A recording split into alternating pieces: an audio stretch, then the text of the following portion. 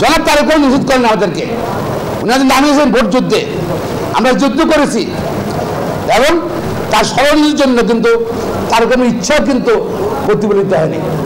আপনি শুনে আশ্চর্য হয়ে যাবেন, জনাব তারেক মনে হচ্ছে সে গোসা ছিল, রাগ ছিল ওই বালক কাসার কামাল, কেন নির্বাচনে যাবে।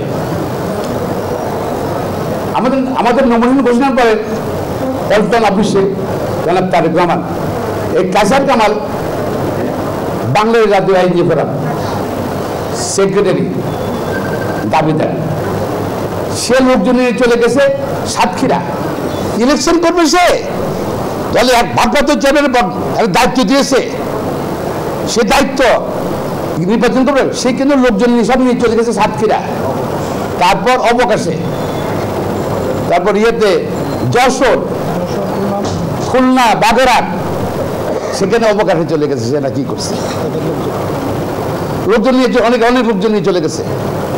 এটা কি প্রমাণ না সে নির্বাচনে জাতীয় আইনজীবী ফোরাম কন্টেস্ট করে সেটা চায় নাই সে, এবং তারেক রহমানের যে প্যানেল ঘোষণার বিরুদ্ধে সে অবস্থান নিয়েছিল। এই প্রথম একটা স্টেপ। দুই হলো, আপনারা জানেন এখানে ভোট আমরা করলাম, আমরা যাই হোক না, যুদ্ধ করছি, বাট ভোট করছি, ভোট কিন্তু আমরা বর্জন করি নাই। কেউ শুনেছেন আপনারা কে ভোট বর্জন করতে পারে বা রেজাল্ট বর্জন করতে পারে? ভোট করে, ভোট অ্যাকসেপ্ট করে গণনা বর্জন করা হাস্যাস্পদ, সেটা এই বালক, অনভিজ্ঞ বালকের কিন্তু এই কাজ।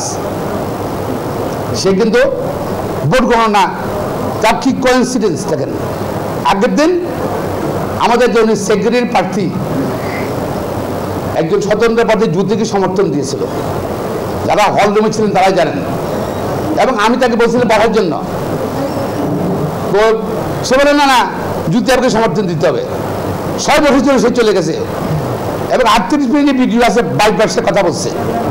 সেখানে নির্বাচন কমিশন একবার জ্যোতিকে ঘোষণা দিল যে কোনো প্রার্থী নেই। পরবর্তী পর্যায়ে আবার মারামারি, আওয়ামী লীগের আরো গ্রুপ ঢুকে এই গ্রুপে মারপিট বাজ করেছে, সেজন্য কিন্তু এই জ্যোতিকে ঘোষণা দিল। এরপরে আবার কি হলো, হঠাৎ করে এটা জানে আমাদের লোক যেখানে ছিল, স্টেজ ছিল, খেলা ছিল, যারা জানে, ওই আমাদের একজন প্রার্থী বললো যে আপা আপনার ঘোষণা হয়ে গেছে, সেক্রেটারি বাক্স করে নিয়ে দেন না। যদি এগুলো কিছু বলছি শুনেছি, আমি আগের বলতেছি, বাক্স নিয়ে গেলো সে, পরে বাক্স ব্যাক করে নিয়ে আসলো, এখানে বলছে ইনটেক ছিল, সিল গালা ছিল, এই জন্য আমরা ঘটনা গেছি। এখন আসেন, ওই প্রার্থীর কি উদ্দেশ্য ছিল, সে এই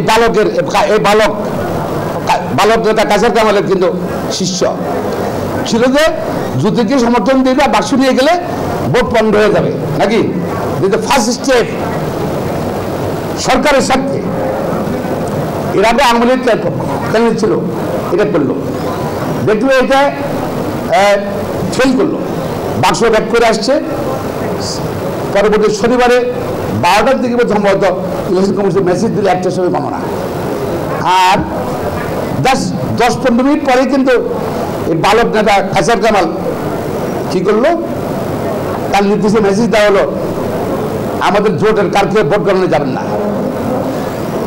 যেখানে আমরা প্রথম 12টার টেবিলে গণার পর আমরা প্রায় 13 জন, আমরা 14-13 জন আমরা আগে ছিলাম, সেখানে এই ভোট গণে কনসিডারিং কি 10 মিনিট পরে দিল, ইলেকশন কমিশন টাইমটা দিল 10 মিনিট পরে কিন্তু মেসেজটা দিল, অর্থাৎ আওয়ামী লীগকে ওয়াকআউট দেওয়া, মানে আমাকে আমার ফটো ওয়াকআউট দিতে চেয়েছিল, কিন্তু পারে নাই, হয়তো ভোট বেশি দিয়েছে আমার আইনজীবীরা, আমাকে হয়তো অসুস্থ ভালোবাসে, আমার 4 জনকে আমরা দিচ্ছি। সেকেন্ড কনস্পিরেসি, থার্ড কনস্পিরেসি, এটা ফেল করার পর এখন জিতার পর দায়িত্ব নেবেন না, এখানে শপথ আছে নাকি?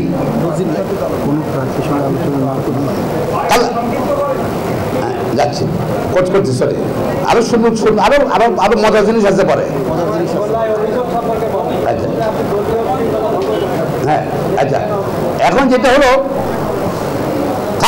বসতে পারবেন না, 3বার স্টেপ নিয়েছিল সরকারের পক্ষে, এই বালক নেতা কায়সার গ্রামের অবস্থা।